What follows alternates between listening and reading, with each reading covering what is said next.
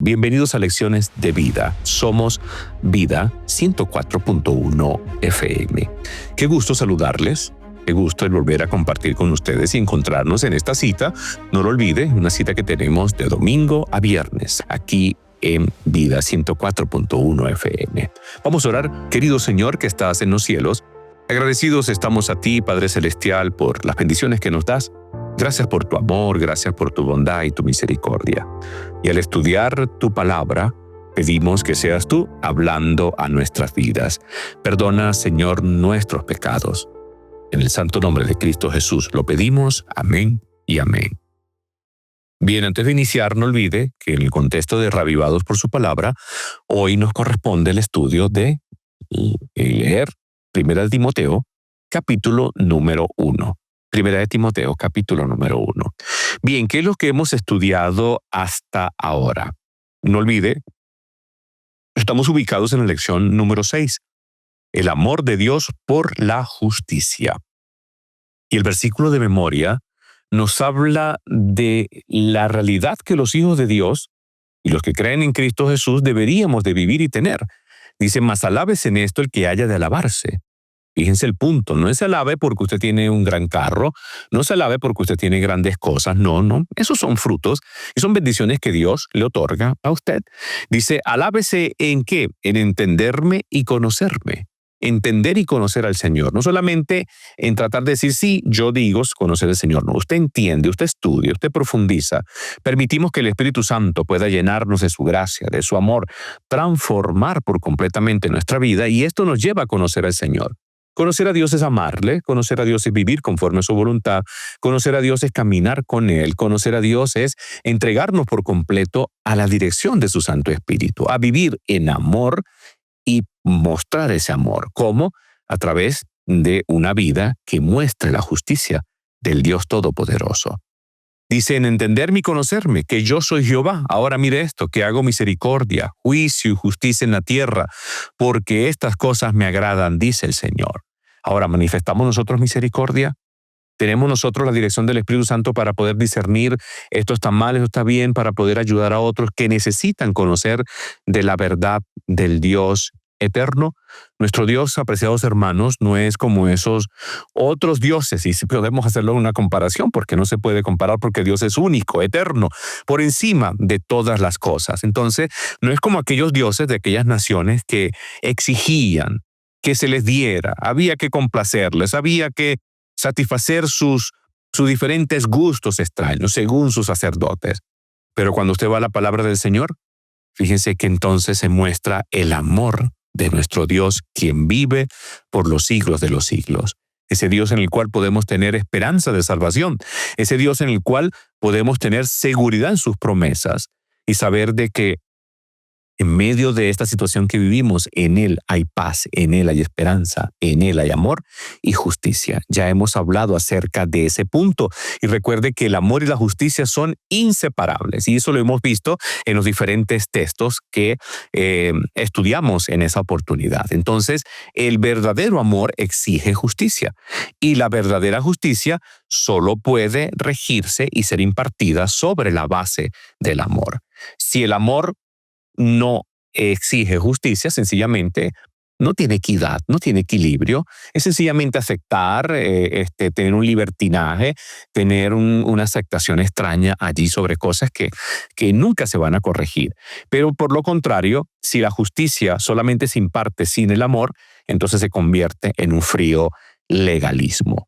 Pero en Cristo Jesús podemos encontrar ese equilibrio. En el Señor nosotros podemos ver ese equilibrio.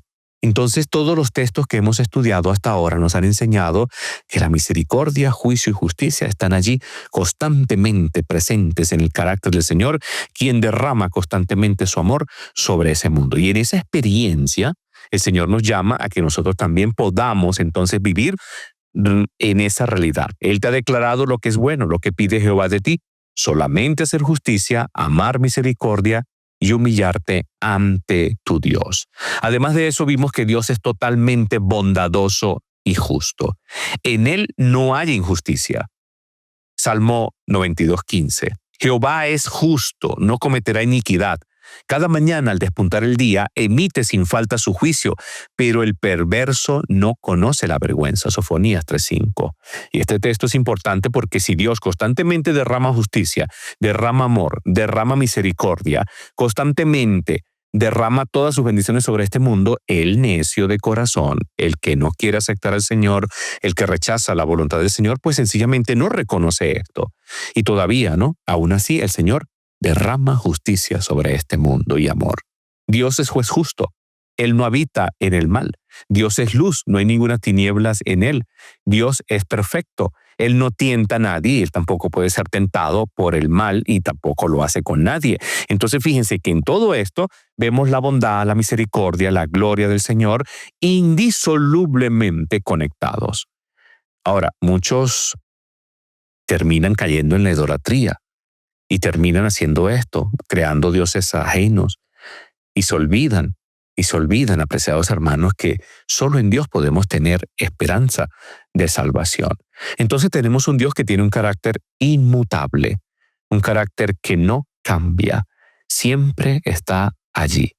Los que cambiamos somos nosotros, los que nos separamos somos nosotros, los que rechazamos el amor del Señor somos nosotros, los que tomamos decisiones contrarias y variables todo el tiempo somos nosotros. Ahora, qué importante es que podamos nosotros entender la inmutabilidad de Dios, porque eso nos confirma más en su promesa y en su verdad. Pero el día de ayer estudiamos acerca de un Dios que se puede arrepentir. ¿En qué sentido se arrepiente Dios? ¿Puede Dios arrepentirse? Hemos visto, ¿no?, que el carácter de Dios no cambia. Sin embargo, fíjense que algunos textos dicen que Dios se arrepiente. Ahora, humanamente hablando, arrepentirse implica reconocer que se ha cometido una falta de error. Entonces, si es así, ¿será que Dios se equivoca? ¿Por eso se arrepiente? Creo que nosotros podemos ver en muchos pasajes de la palabra del Señor que en realidad Dios no se equivoca. Y el arrepentimiento de Dios es muy diferente a nuestro arrepentimiento, o pudiéramos decir el cambio de parecer del Señor. Vamos al libro de Éxodo y vamos a leer el capítulo número 32 y leamos entonces el verso 14. Éxodo 32:14 dice lo siguiente: entonces Jehová se arrepintió del mal que dijo habría de hacer a su pueblo. Recuerde lo que estaba pasando, ¿no? El pueblo levanta dioses ajenos. El pueblo levanta un becerro. El pueblo levanta un ídolo de fundición y terminan diciendo: Israel, estos son tus dioses que te sacaron de la tierra de Egipto. Moisés desciende y cuando se encuentra allí, ve todo esto, parte las piedras y Moisés entonces comienza a interceder por el pueblo. Dios quería erradicar al pueblo, pero fíjense que Moisés oró en presencia del Señor. Y le dijo: no, Señor, ¿cómo se puede encender tu furor contra este pueblo si tú fuiste el que lo sacaste? ¿Qué van a decir los egipcios? Para eso lo sacó, para matarlos. Más bien lo hubiera dejado aquí, ¿no?, como esclavo. Y luego le dice, versículo 13, acuérdate de Abraham, de Isaac y de Israel tu siervo, a los cuales juraste por ti mismo y les dijiste: yo multiplicaré vuestra descendencia como las estrellas del cielo y le daré a vuestra descendencia toda esta tierra de que os he hablado. Y ellos la poseerán como heredad para siempre. Y fíjense lo que dice el versículo. Entonces Jehová se arrepintió del mal que habría de hacer a su pueblo. Usted puede leer también Jeremías, capítulo número 18. Vamos a buscarlo, vamos a leerlo. Jeremías, capítulo número 18. Y allí también se nos da y se nos habla, ¿no?, un punto bien interesante acerca de lo que pudiéramos nosotros considerar como el arrepentimiento de Dios. Jeremías es llevado a ver la experiencia del alfarero, y a partir del versículo número 4 dice: y la vasija de barro que él hacía se echó a perder en sus manos, pero él volvió a hacer otra vasija según le pareció mejor hacerla. Entonces vino a mí palabra de Jehová diciendo: ¿no podré yo hacer con vosotros como este alfarero, casa de Israel? Dice Jehová: como el barro en manos del alfarero, así sois vosotros en mis manos, casa de Israel. En un instante hablaré contra naciones, fíjense en esto, y contra reinos para arrancar, derribar y destruir, para hacer juicio. Pero si estas naciones se convierten de su maldad, contra la cual hablé, yo me arrepentiré del mal que había pensado hacerles. ¿Recuerdan ustedes Nínive? Ok. Y en un instante hablaré de esas naciones, de esos reinos para edificar y para plantar. Pero si hacen lo malo, o sea, si hacen lo contrario delante de mis ojos, no oyendo mi voz, me arrepentiré del bien que había determinado hacerles. En muchos pasajes, Dios es descrito como alguien que cede en su juicio en respuesta a ¿qué? En respuesta al arrepentimiento, en respuesta a la intercesión del pueblo. Ahora, fíjense, Dios promete desistir del juicio que había planeado traer sobre su pueblo si éste hacía ¿qué? Se apartaba de la maldad. Dios desiste incluso de permitir muchas cosas en nuestra vida si nosotros reconocemos nuestros pecados y regresamos al Señor y vamos entonces a ver bendiciones. El hecho, apreciados hermanos y amigos de vida, de que Dios suspenda sus juicios disciplinarios en respuesta al arrepentimiento humano es un tema común en toda la Escritura. Ahora, no es que Dios se arrepienta. Recuerde lo que dice la palabra del Señor, 1 Samuel 15:29. No es hombre, Dios no es hombre para que se arrepienta. Y también dice Números 23:19, Dios no es hombre para que mienta, ni hijo de hombre para que se arrepienta. ¿Acaso dice y no hace? ¿Acaso promete y no cumple? Entonces, leído estos textos y leído todo esto, podemos nosotros decir, entonces, ¿Dios se arrepiente o no se arrepiente? No. Podemos nosotros hablar entonces, apreciados hermanos, que no es que Dios ceda ni se arrepiente de la manera en como lo hacemos nosotros los seres humanos. Dios siempre cumple sus promesas. Y aunque cambiara de rumbo en respuesta al arrepentimiento humano, siempre lo hace de acuerdo con su bondad y su palabra. Entonces, Dios suspende sus juicios en respuesta al arrepentimiento, precisamente ¿por qué? Porque su carácter es bueno, justo, amoroso y misericordioso. Entonces tenemos un Dios que nos habla, nos dice y establece sus puntos. Y en la palabra del Señor, Él dice, si tú te arrepientes, va a haber bendición. Pero si tomas decisión de no creer en mi palabra, pues, ¿qué es lo que va a pasar? Pues, tus consecuencias y tus frutos se verán. Pero recuerde, un día el Señor se levantará y ya no habrá más gracia, ya no habrá más salvación, ya no habrá más oportunidad de obtener la salvación. Entonces ese día el mundo conocerá la ira del Dios eterno. Por eso nosotros debemos de aferrarnos al amor y la justicia del Señor. Todos los días de nuestra vida, nosotros debemos entonces vivir conforme a su santa y divina voluntad. Entonces, ¿qué hemos aprendido hasta aquí, mis queridos hermanos? Hasta aquí hemos aprendido que Dios es grande, maravilloso, bondadoso, misericordioso. Hemos aprendido que Dios, entonces, en su justicia, tiene en cuenta el arrepentimiento. Dios no se arrepiente, Dios no miente, pero también entonces hemos visto que Dios cambia de parecer en respuesta de nuestras decisiones, pero también Dios anuncia juicio a aquellas malas acciones de aquellos hombres y ciudades que no quieren entonces escuchar la palabra del Señor y que no quieren tomar decisiones de vida eterna. Entonces el hecho de que Dios se arrepienta no significa que haya faltado a la verdad acerca de su juicio anunciado, sino que en virtud de la dinámica relacional que mantiene con los seres humanos, modifica su accionar en relación con las personas si éstas se arrepienten y deciden vivir una vida de comunión con Él. De allí entonces que debemos cada día nosotros aferrarnos a su amor, a su bondad y a su misericordia. En la Escritura, apreciados hermanos, encontramos de una manera sistemática que Jehová, tu Dios, es Dios fiel, que guarda el pacto y la misericordia a los que le aman y guardan sus mandamientos hasta por 1000 generaciones. Deuteronomio 7, versículo número 9. Fíjese lo que resalta el texto. Dios es fiel. Él guarda el pacto, guarda la misericordia. ¿A quiénes? A quienes aman al Señor, a quienes guardan sus mandamientos. Y fíjense, hasta por 1000 generaciones. Qué maravilloso. O sea, está hablando acerca de lo pleno, completo, lo infinito del amor del Señor. Además de eso, fíjese que el Señor mostró todo esto, su carácter, su bondad, su misericordia, de una manera suprema, ilimitada, inagotable, en Jesús en la cruz del Calvario.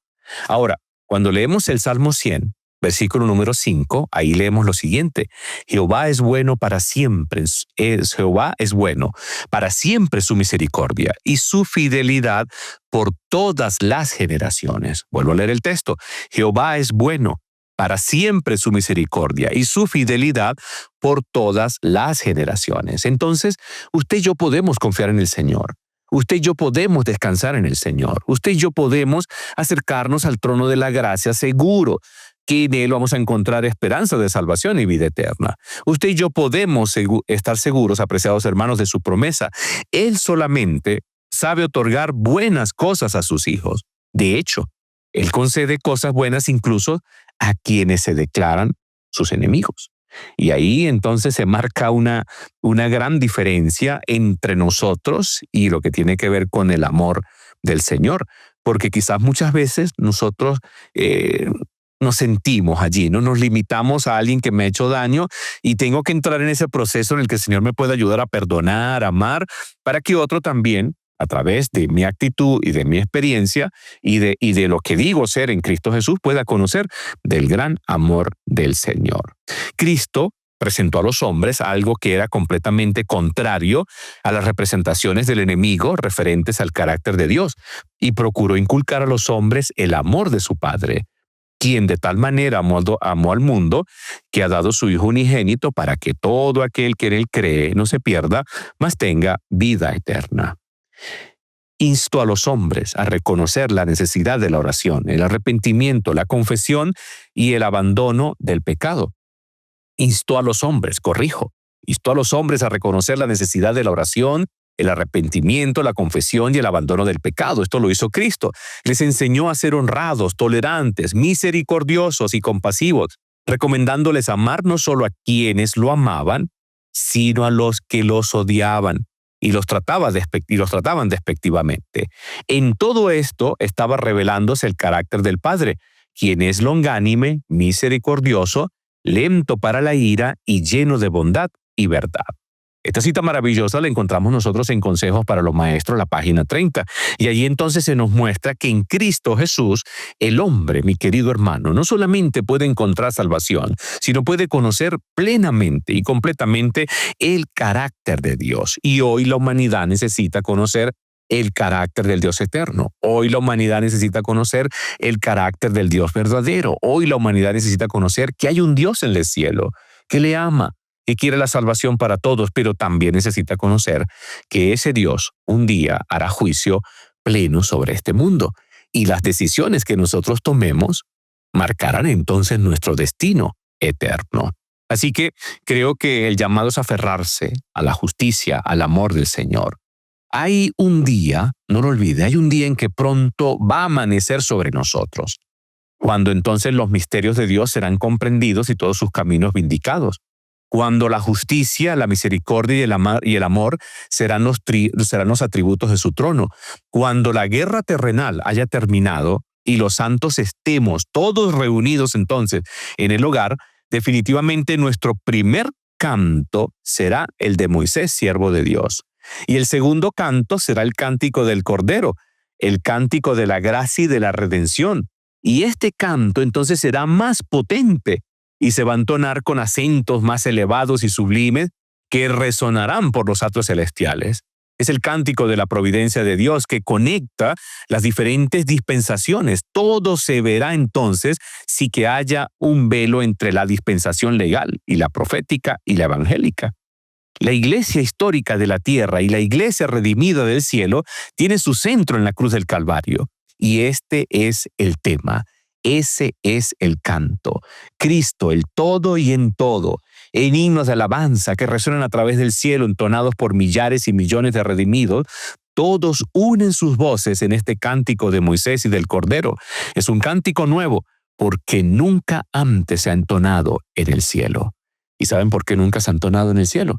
Porque ese cántico lo entonarán aquellos que hoy, aferrándose al amor del Señor, hoy aferrándose al Dios eterno, hoy aferrándose al Dios todopoderoso, entonces, hermanos queridos, podemos nosotros permanecer en ese amor y podremos entonces por la eternidad decirle al universo entero, Cristo es amor, Cristo nos redimió, Cristo nos salvó. Así que para poder estar en ese día glorioso allá, necesitamos entonces hoy iniciar aquí. ¿Iniciar aquí qué? Pues permitirle al Señor que llene nuestras vidas, permitirle al Señor que transforme nuestras vidas, entrar en esa experiencia plena, completa de salvación. Dios es fiel, Dios es amor, Dios, su carácter es bondad, misericordia, y hoy estamos nosotros llamados a vivir entonces en esa perfección de amor y en esa justicia divina que solamente Cristo Jesús nos puede dar. ¿Cuándo qué? Cuando cimentamos nuestra vida en la roca eterna, que es el Señor. Deuteronomio 32:4, perdón. Él es la roca. Sus obras son perfectas y todos sus caminos son justos. Dios es fiel, no practica la injusticia. Él es recto y justo. Y el Señor quiere que nosotros podamos entonces allí cimentarnos, vivir en esa verdad, vivir en esa realidad, para que el mundo conozca que en Cristo hay salvación. Un día todo se acabará. Entonces, allí veremos consumada nuestra gran esperanza y nuestra gran promesa. La perfección del amor de Dios, entonces, queda claramente vindicado en el acto de ofrecer su vida para rescatarnos del pecado. Y este mismo acto nos muestra también la perfección de su justicia. Vamos a la palabra del Señor, vamos al libro de Romanos. Romanos, capítulo número 5. Vamos a leer primero Romanos, capítulo número 5, y leamos el versículo 8. Dice allí lo siguiente: pero Dios muestra su amor para con nosotros en que, siendo aún pecadores, Cristo murió por nosotros. Ahora leamos de Romanos 3, leamos los versículos números 25 y 26. Romanos 3, 25 y 26 dice: a quien Dios puso como propiciación por medio de la fe en su sangre, para manifestar su justicia a causa de haber pasado por alto en su paciencia los pecados pasados, con miras a manifestar en este tiempo su justicia, a fin de que sea el justo y el que justifica al que es de la fe en Jesús. Ahora, fíjense, en Cristo Dios muestra su amor. En Cristo se encuentra la perfección del amor. En Cristo también encontramos la manifestación de la justicia divina. En Cristo encontramos el perdón de nuestros pecados. En Cristo encontramos también la justicia de Dios para perdón de nuestros pecados. Entonces creo que definitivamente debemos de mirar a Cristo Jesús. Ahora, al contrario, ocurre con nuestro amor. Dios sigue impartiéndonos su amor perfecto, constantemente, incluso a aquellos que no lo aman o a aquellos que no son dignos de recibir sus beneficios. Pero nosotros creo que debemos de aprender una gran lección, porque definitivamente el Señor nos está diciendo hoy: mira, necesito que te perfecciones en esa verdad, te perfecciones en mi justicia, te perfecciones en mi amor. Y eso solamente lo podemos hacer cuando el Espíritu Santo es real y pleno en nuestras vidas. Entonces el amor de Dios supera cualquier expectativa razonable, pero nunca anula ni contraviene la justicia. Nos invita a actuar como Él. Mire lo que dice Oseas 12:6. Vive de acuerdo con los principios del amor y la justicia. Leí Oseas 12:6 en la nueva traducción al lenguaje actual. Vive de acuerdo con los principios del amor y la justicia. Entonces, cuando finalmente Dios establezca la justicia en este mundo y erradique por amor el mal del universo, toda criatura alabará la perfecta justicia y el perfecto amor del Señor.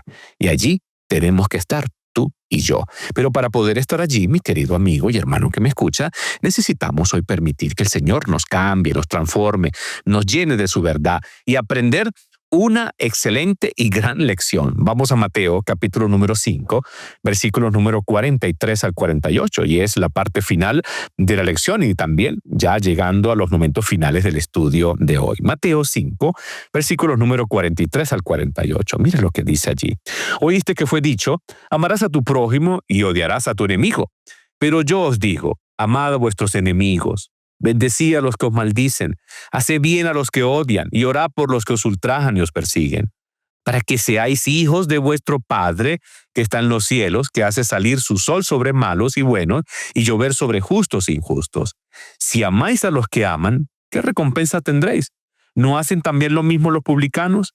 Y si saludáis a vuestros hermanos solamente, ¿qué hacéis de más? ¿No hacen también así los gentiles? Sé pues vosotros perfectos, como vuestro Padre que está en los cielos es perfecto. Primer punto que encontramos aquí, y también una lección para nosotros. Allí se describe el amor de Dios como es perfecto. El amor de Dios es perfecto porque se da a justos, buenos y malos, a todos. Somos nosotros los que lo rechazamos. Ahora, lo contrario es el amor imperfecto. Y el amor imperfecto es aquel que se otorga solamente a quienes nos aman. El amor imperfecto es el que se otorga a aquellos que nos caen bien y nos hacen bien.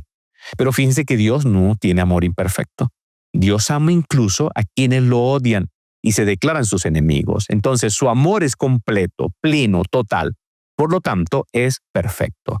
Ahora, aunque el amor y la misericordia de Dios superan con creces cualquier expectativa razonable, nunca anulan su justicia. Hay armonía siempre. Dios une y armoniza la justicia y la misericordia. Ahora, la Biblia también nos exhorta a nosotros a vivir en esa experiencia. Guarda misericordia y juicio, y en tu Dios confía siempre. Vive de acuerdo con los principios del amor y la justicia. Entonces, en realidad, apreciados hermanos, cada día nosotros podemos ver el amor del Señor. Cada día podemos nosotros observar y vivir el amor del Dios eterno. Incluso tener la oportunidad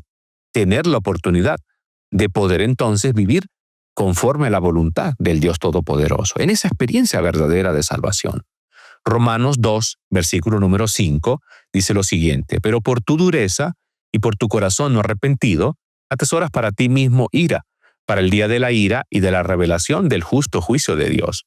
Vea el punto. Dios un día va a revelar su justo juicio. Y ese justo juicio va a decir, bueno, ustedes decidieron por mí, ustedes vivieron en obediencia, ustedes permanecieron firmes, recibirán la recompensa eterna. Pero ustedes tomaron una decisión contraria. Ustedes decidieron rechazar mi voluntad, rechazar mi ley. Ustedes decidieron no vivir conforme a mis designios. Yo voy a respetar su decisión.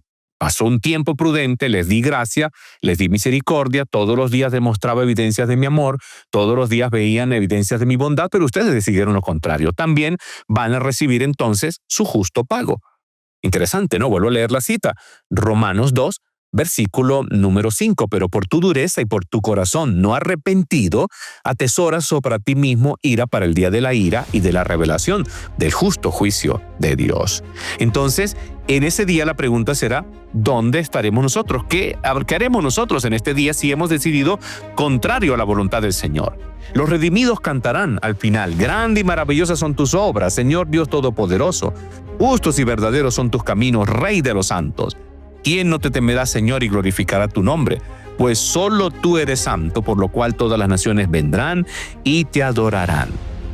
El mundo, el universo entero conocerá de la boca de aquellos que salieron de persecución, de crisis, en medio del conflicto, pero creyeron en Jesús, conocerán que el poder de Dios es real y es verdadero. Hoy estamos llamados a aprender a vivir en esa experiencia. Ese es el camino, esa es la lección de vida para hoy. Aferrarnos al amor de Cristo, vivir en su justicia por el Espíritu Santo y siempre conforme a su voluntad. Que el Señor te bendiga.